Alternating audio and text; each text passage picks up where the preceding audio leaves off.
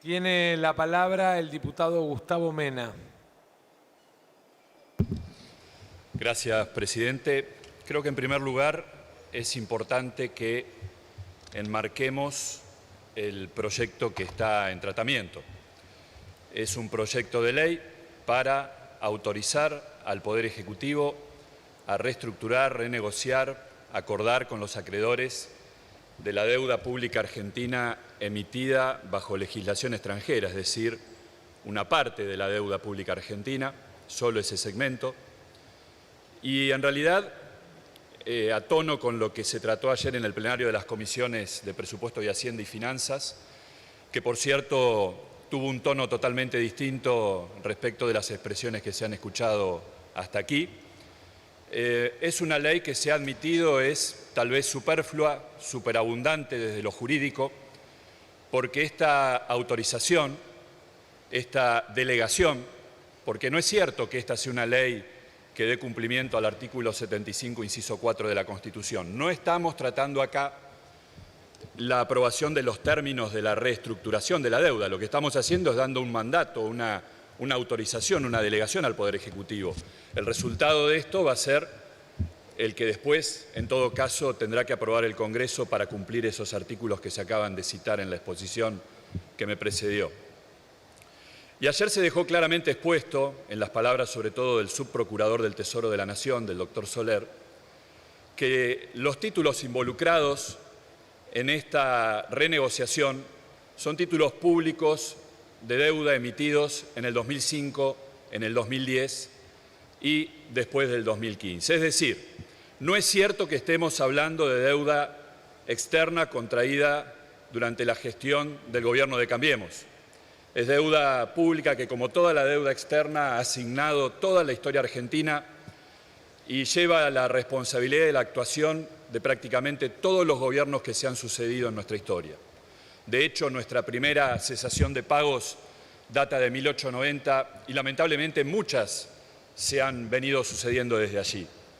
Entonces, nosotros hemos venido con el espíritu de contribuir a solucionar o a empezar a encauzar un problema que aqueja a la Argentina y que es de responsabilidad de absolutamente todos cuantos han pasado por la gestión de gobierno nacional, sin olvidar también los estados provinciales que tienen crisis recurrentes de deuda pública, la provincia del Chubut, sin ir más lejos, acosada en este momento por su endeudamiento también emitido en moneda extranjera y que al día de hoy ni siquiera puede pagar los sueldos del mes de diciembre cuando estamos terminando el mes de enero.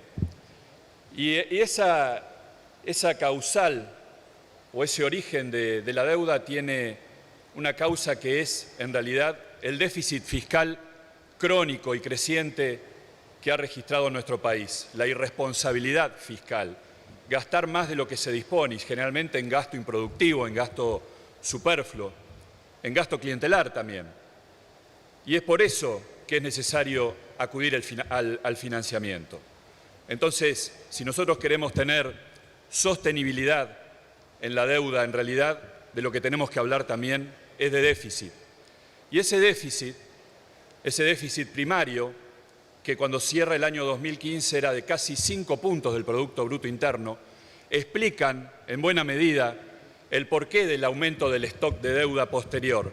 Porque si no era con endeudamiento, ¿de qué otra manera hubiese sido posible sostener los compromisos que tenía el Estado Nacional en sus sucesivas leyes de presupuesto aprobadas a partir del año 2015? Por eso creo que no se trata esto de una competencia de atribución de responsabilidades, sino de decidir si vamos a hablar de este tema en serio, con respeto, con responsabilidad y sin que nadie se haga el distraído ni se saque las culpas que tienen encima.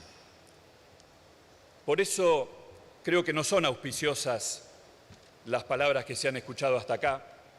Creo también que los términos en que están formulados muchos pasajes de este proyecto de ley apuntan no a la solución del problema de forma mancomunada, sino a enrostrar responsabilidades y además hacerlo de un modo incorrecto. Por ejemplo, esa declaración que tiene el preámbulo del artículo 3 del proyecto de ley que estamos tratando, en donde habla de restaurar la sostenibilidad bajo los principios de autodeterminación económica y financiera y demás, no se compadecen en realidad con lo que después expresa esa misma cláusula, en donde se prorroga la jurisdicción y se renuncia nada más ni nada menos que a la inmunidad soberana de ejecución que tiene la República Argentina ante los tribunales extranjeros.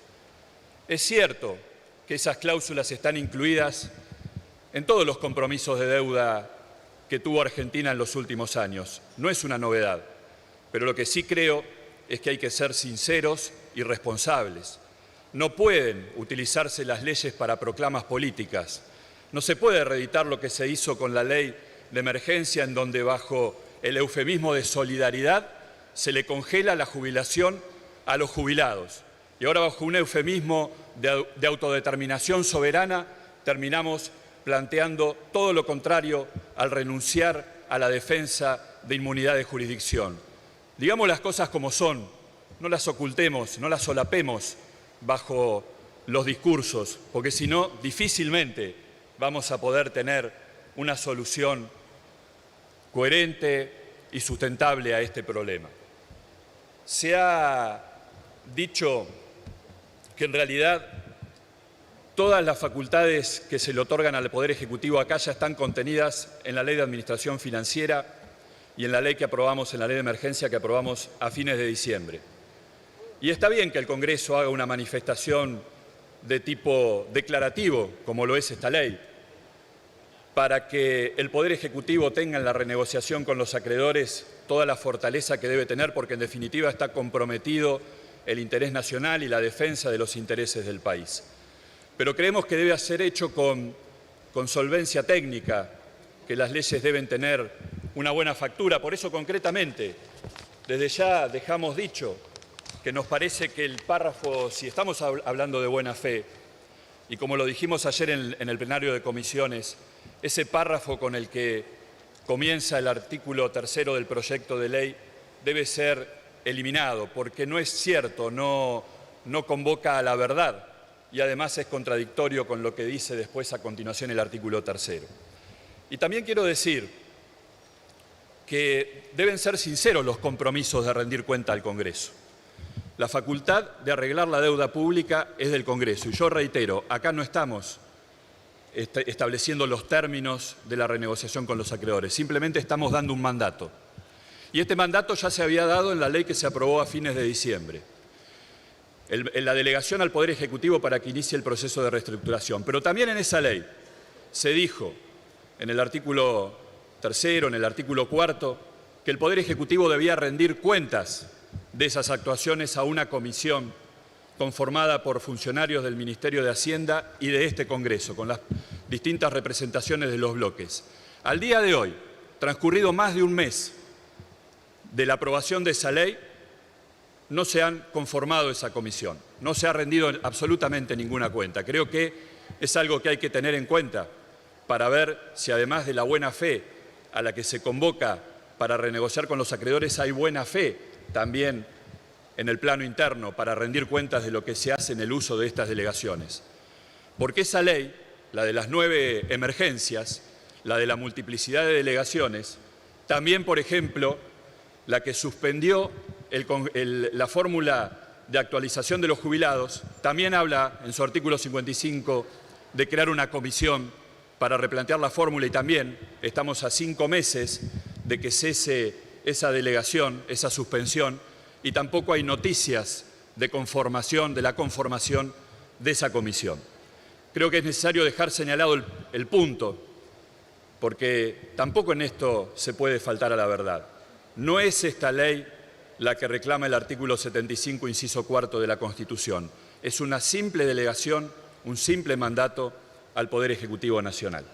Y desde ese punto de vista, también me llama la atención que distintas expresiones que hemos escuchado recién hablan de la declaración de la Asamblea de Naciones Unidas de septiembre del 2015, aprobada en el plano interno por la Ley 27.207. Y digo que me llama la atención porque esa ley y esos principios no están mencionados en el proyecto de ley e incluso están contradecidos por el proyecto de ley. La alusión a esta Declaración de Naciones Unidas sobre los procesos de reestructuración, que es cierto, se aprobó en la Asamblea General de Naciones Unidas a instancias de la República Argentina, concretamente los principios básicos de los procesos de reestructuración de la deuda soberana, fue toda prácticamente una novedad para los funcionarios del Poder Ejecutivo que visitaron ayer el plenario de comisiones.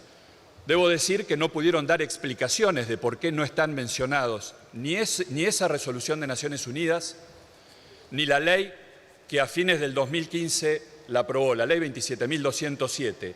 Tardíamente, tal vez, como para justificar la omisión, se acaban de citar aquí en el debate. Pero lo que quiero decir es que el artículo 3, con la fórmula abierta que tiene en sus diversos incisos para preservar los bienes de la República Argentina de ejecuciones por parte de tribunales extranjeros, como ya le pasó a este país cuando nos quisieron embargar la fragata Libertad, esa solución contradice el principio 6 de la resolución de la Asamblea General de Naciones Unidas.